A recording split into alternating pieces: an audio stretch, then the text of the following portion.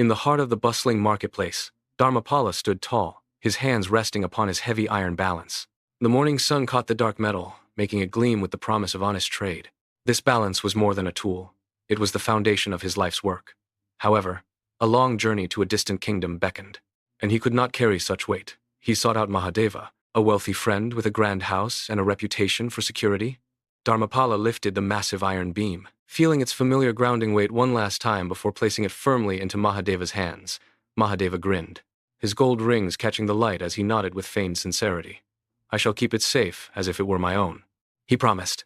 Dharmapala departed, his heart light, fully confident in the word of a man he called a friend. Months bled into a full year before Dharmapala returned. He went straight to Mahadeva's door, his hand outstretched, expecting the cold, honest touch of his iron. But Mahadeva stepped back, his brow furrowed in a mask of practiced grief. He shook his head slowly, his voice trembling with false sorrow. "I am devastated, my friend. A swarm of monstrous rats invaded my storage room. They were unlike any creatures I have seen.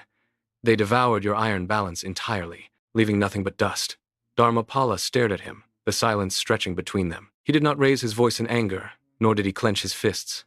He simply bowed his head in a gesture of strange acceptance. "If rats can feast upon solid iron," Dharmapala said softly, "then it is a strange world indeed." "I accept your word without question," Mahadeva exhaled, a smug satisfaction blooming in his chest, believing his lie had taken root. The following morning, Dharmapala found Mahadeva's young son playing near the golden sands of the riverbank. He approached the boy with a gentle smile, offered him a sweet, and led him away to a secluded house belonging to a trusted associate.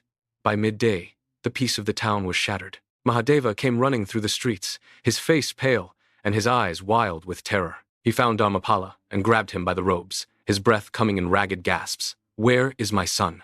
People saw you with him near the water. Tell me where he is."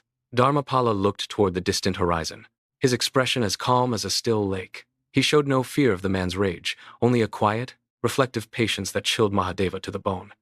The stage was set for a truth that would cut deeper than any blade. Dharmapala spoke, his voice steady and clear. "A giant eagle descended from the clouds," he said, pointing to the sky.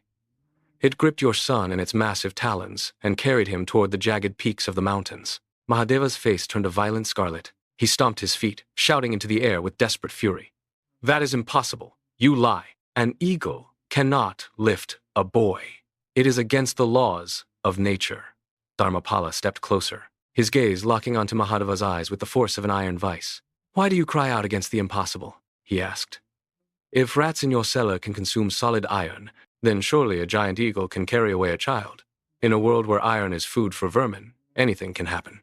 Mahadeva froze.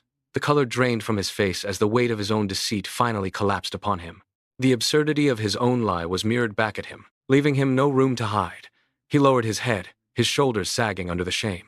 "I lied," he whispered, the words barely audible. "The balance is safe. It is locked in my cellar." Dharmapala nodded once, his point proven. He led the broken man to the hidden house where the boy sat unharmed, playing quietly. Mahadeva scrambled back to his home, retrieved the heavy iron balance, and returned it with trembling hands. The cold metal was restored to its rightful owner. The transaction was complete, and the lesson settled between them like dust after a storm. Trust had been tested, broken, and forged anew in the fire of a clever truth. Dharmapala walked away, his balance in hand, leaving Mahadeva to ponder the true weight of a man's word.